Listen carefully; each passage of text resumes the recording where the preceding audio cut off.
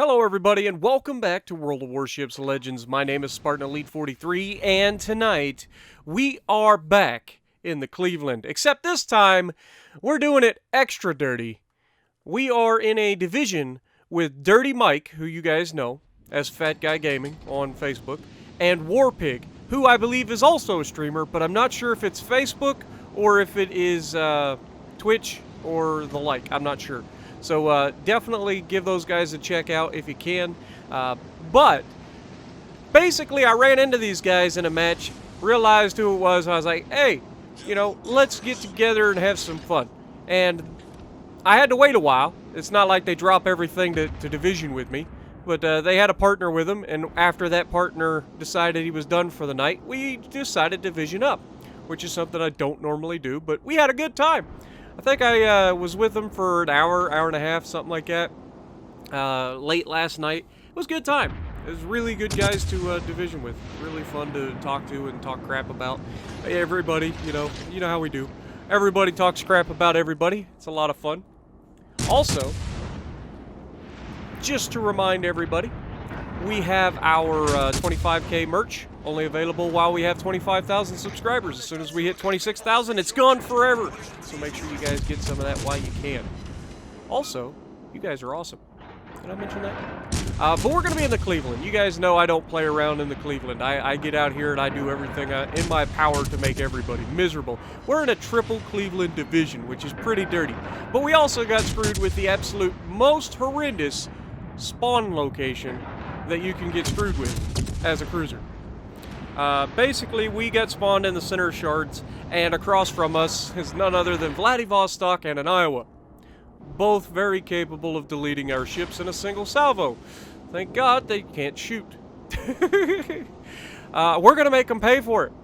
So, as you can see, Dirty Mike and Warpig are going to work on the Iowa.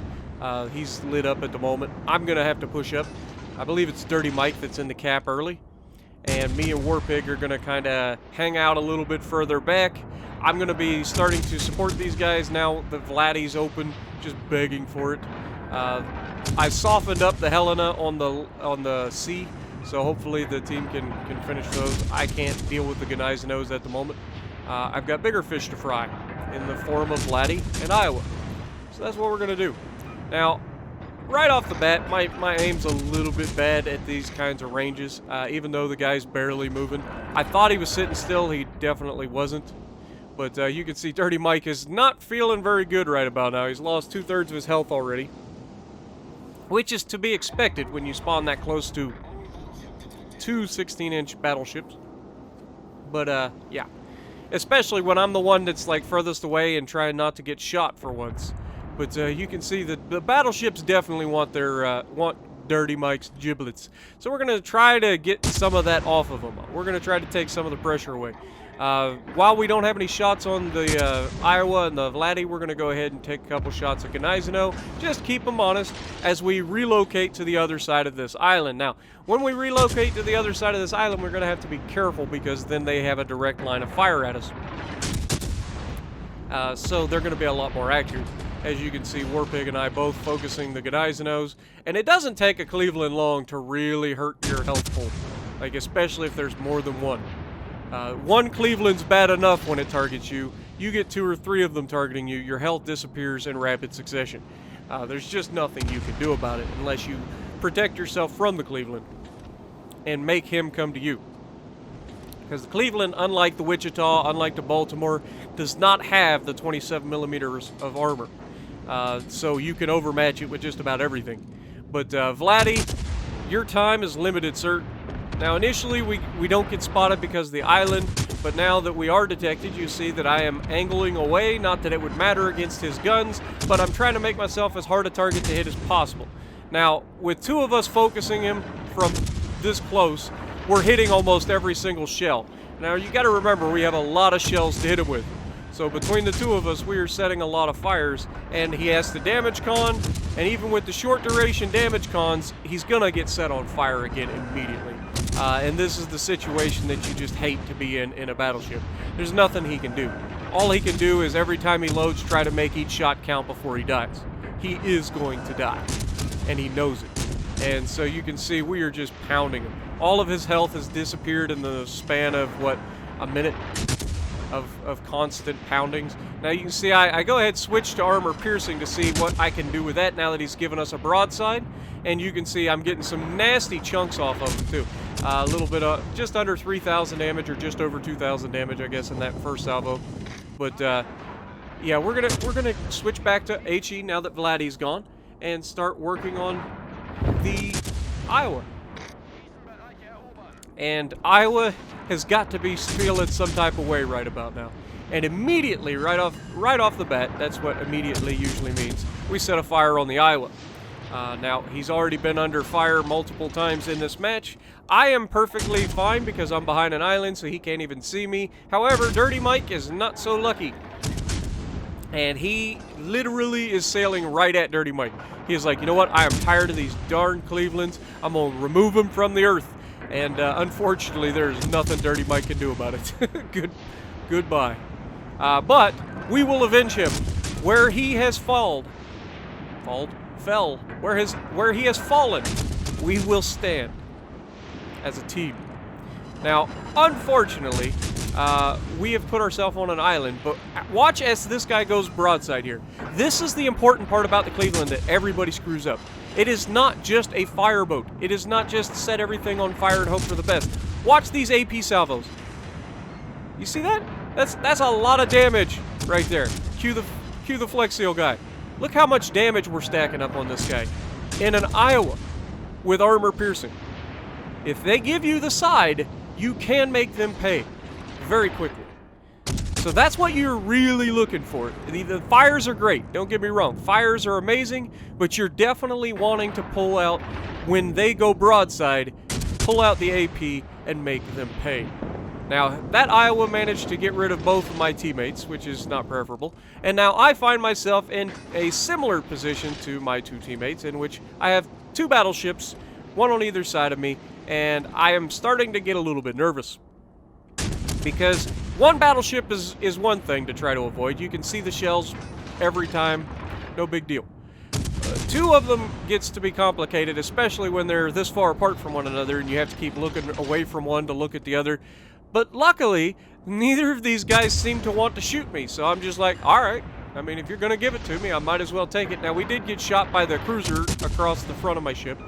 We do fire AP at the broadside of that Gneisenau. Not a very good shot. He's going a little slower than I was anticipating.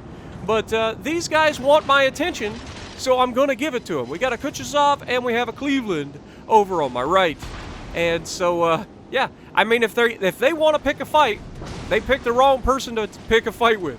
Because I don't back down. I don't care if there's two of you or not. Limit who can fight you. The Kutuzov went behind the island, so we sailed towards the island, towards the Cleveland. And that's going to limit who can shoot us at the same time. So it's just the Cleveland at this point. And with his slow shells, my slow shells, they're a lot easier to dodge. So as long as you're not just sailing in a straight line, you can dodge the majority of the rounds. He didn't get the memo. And we're using armor piercing on the side of him, so we're absolutely ripping him apart while he's decided he wants to sail in a straight line. He does get an occasional hit here and there of his high explosive, and it's minimal damage, so it's not really that big a deal. The island is getting awfully close. Now that he's bow tanking us, we switch back to the HE because, I mean, it's going to be the most effective shells, so we take it. Now, Cleveland is starting to wisen up to the fact that, you know, we have absolutely pummeled him up to this point. So, yeah, we're just going to try to burn him down now. Before he gets behind the island. Now, we're keeping an eye on the map as well, because as soon as Kutuzov comes around that island to my left, we're going to need to engage him. And you can see he just popped up on the minimap. We fire a few more shots at the Cleveland, and now that we're giving a broadside to the Kutuzov, it's time to start to face him. Now we get the guns on him. First salvo out, armor piercing to see what we can do. He's not quite as gullible as the Cleveland, so he bow tanks it, no problem. And so after this salvo, I believe we're going to switch to HE, just because it's going to be the most effective. Right now, we're not getting any penetrations off of him. We're bouncing off of his bow, so it just makes sense. Now, I'm hoping that he decides to get crazy and go broadside in front of me, because I'll remove him from the planet in very quick succession, especially from this range. I'm just not going to miss much. But anyway, he doesn't do that, so we have to go to the HE. We go ahead, use one of our heals. We get 2 of them. So we go ahead, use one of our heals for this, and we're just going to start to burn him down with our EOP, our Equilibrium of Power. That allows us to chew through his armor with the high explosive like nobody's business, so he is getting chunked each and every time. And he is doing less than adequate damage to me. And as you can see, we just set fire after fire on him. And he gets a second fire. We're going to go ahead and extinguish that because why let it burn? And we're just trying to finish him. Now the Cleveland comes back for round number 2, but it's a little bit too late because his pal is about to die. And now that the Kuchezov is about to die, we're going to go ahead and look at the Cleveland. We've got armor piercing loaded because, yep, he's given us a little too much of the broadside of his ship. We take the shot, and an absolutely gorgeous salvo goes a little bit short because I didn't quite lead him enough. But we're on fire. It's a single fire. It's not that big a deal. We switch back to the HE because he starts stern tanking us, trying to kite away. And we just immediately start to hammer him all over again, giving him flashbacks of a couple moments ago. If you thought that you were going to win this fight 2-on-1, you were wrong because my partner over here at a battleship showed up. He did help. I did see him shooting at these guys. Even though I did the majority of the damage to both of them, he did shoot them. So I got to give him some credit in this. But for the most part, this was a 2-on-1 that they never even had a chance. Like, it was straight up murder from the get-go. They didn't have a chance, and we have just absolutely wrecked them from the get-go. And it just goes to show you what an experienced player can do compared to people who are maybe not so experienced. Like, being able to switch back and forth between your ammo types and get... Oh, are we going to be able to sneak a shot? Nah, that's probably not going to hit. But you got to take every shot. You miss every shot you don't take is what I've heard. So, yeah, that's what we're going to do. But anyway, we end up with a pretty solid game here. We end up with 122,000 damage done, 122,805 damage. Not a barn burner game, but we had exactly 300 hits. That's odd. I just now noticed that. With 13 fires, we didn't get any citadels, but a lot of AP was fired in this match as well. And that's how you get the most effectiveness out of the Cleveland. Switching back and forth between your ammo types, setting people on fire, getting them to go broadside, catching them with the AP. You've got to make sure that you're switching. But Dirty Mike and Warpig, thank you guys a lot for letting me stop by your streams. You guys are fantastic to play with.